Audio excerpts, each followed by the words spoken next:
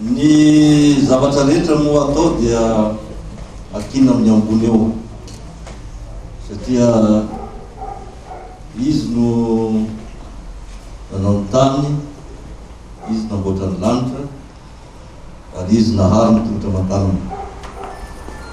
Ka omena azy ireriany ny dera laza ary voninahitra. Monsieur le Président, anareo mamoy toy Monsieur le Président. Ino toy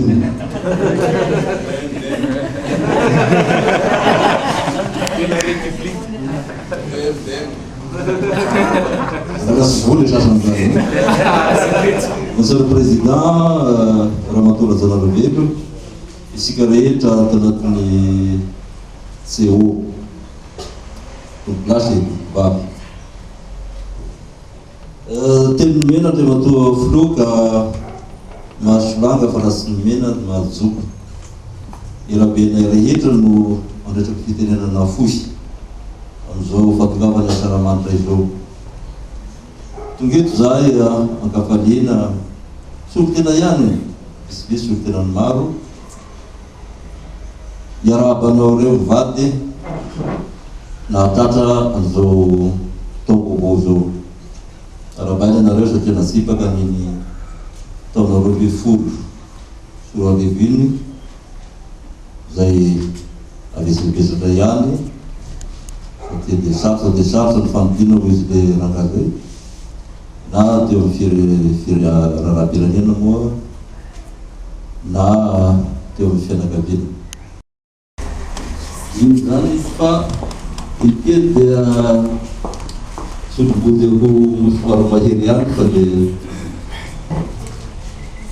entoka lehibe angambany fa na le abajour na le carte dia mampiseho any Madagasikara zay iroy nonay fa ho tantananao tanteraka asoasy.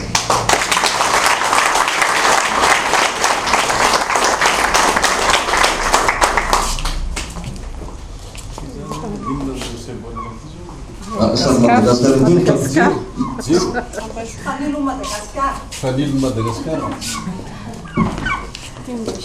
Tiany région-tsika. Ny faharoapolo ny hitantsika rehetra zato eo daholo.